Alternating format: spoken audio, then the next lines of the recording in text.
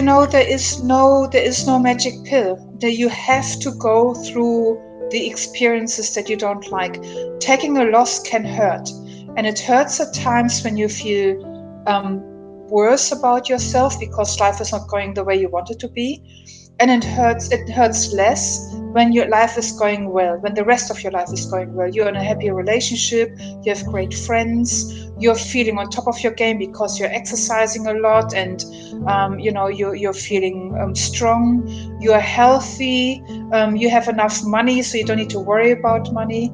So going back to how do you prepare yourself in terms of being prepared for the market, it starts not in the markets. It starts not at the morning before when you get up and you get into the market.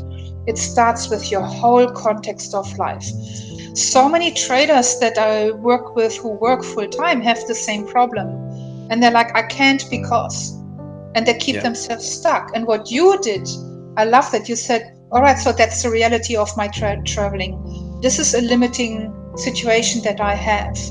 And then you turned it around, you said, how can I fix that? How can I solve this problem? We know what to do, but we don't do what we know. And this is what the challenge is. This is the gap that needs to be bridged. Now, I always like to compare trading with either eating habits or just other areas in life that are more tangible for traders. So I was working with a trader last few months, really interesting. She's got an amazing trader. From like when we go through her statistics, really good, but same thing, she didn't do what she knew she had to. And her common pattern was she was doing well, and then within a week she would just undo everything. And we digged a little deeper. So what we need to look at is when we have a certain behavior in life, may it be what we call resourceful, so something that is healthy, good for you, good for your environment, good for the world, or unresourceful, which is pretty much self-destructive, not just for yourself, but for your family and for everyone else, a certain need is being met. When we find out what is that need that is being met. So in this case with this woman that I was working with, her pattern in trading resembled exactly the pattern that her mother had when it came to losing weight. So interesting. And one very interesting pattern was her mom, and this was an unconscious thing, right? So she went out with her mom for lunch, and they had a really healthy lunch, just a salad in an organic restaurant that's really popular at the moment here. And then afterwards, she walked past an ice cream bar, and it's summer, right? 40 degrees.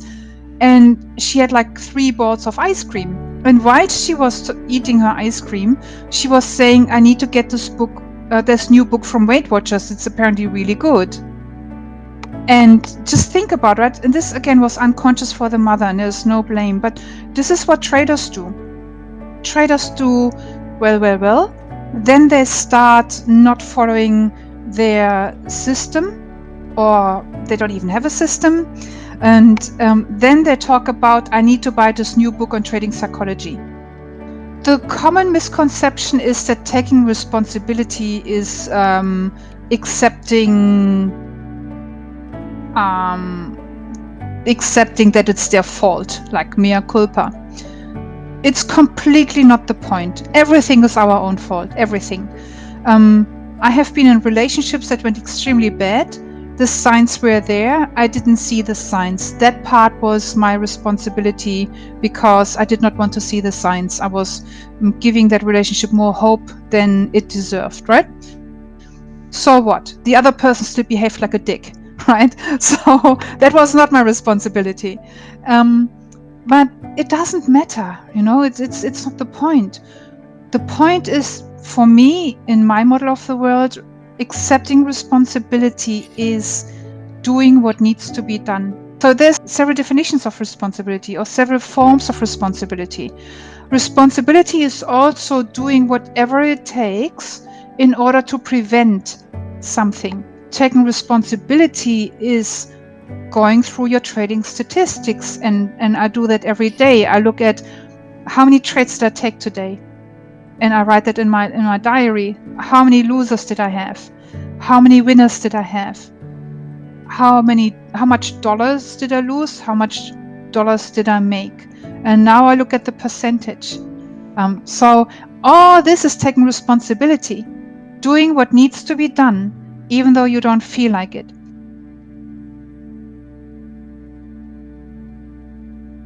When we have a clear trading goal in mind, where we say we have to extract this much money out of the markets, or we have to replace this level of income, it's almost like that becomes the anchor. And anything lower than that is something that we consider ourselves to be unworthy or useless, as you know, I was told through my job. So that pressure, that cortisol release, switches off neurologically that part of your brain that actually thinks. So until we can have that relaxed, it's less than detachment though. It's not really detachment. You need to dissociate yourself from the earning and have that success environment. And it takes a while to establish when you start to go full time. Clarity is so important, and I think it does come down to a few principles. Psychology, so your own mindset, the system that you implement, because without a winning system, you can have the best mindset in the world, but if the system isn't up to scratch, then you're in trouble and you're not going to make money. And the other component is maintenance. So psychology, system, and maintenance. So once you've learned how to make money, how do you get those dollars to stick in your bank account? How do you maintain that high performance level? And how do you even absorb that into other areas of your life? You know, a lot of my full-time traders, they get totally bored. They go, oh my gosh, there's not enough to do to keep me occupied. So they work part-time. I lost money for 3 months, each month, worse than the month before. And then month 4, I had a serious talking to myself. So because I'd lost the use of my arms, I was undergoing physiotherapy. I had to go to like a hydrotherapy pool. And I met some people at that pool that had far worse disabilities than I had. And I associated with them, and they inspired me, and it made me think that there's probably more to trading than perhaps I'm giving it credit for. It is more of a mindset shift.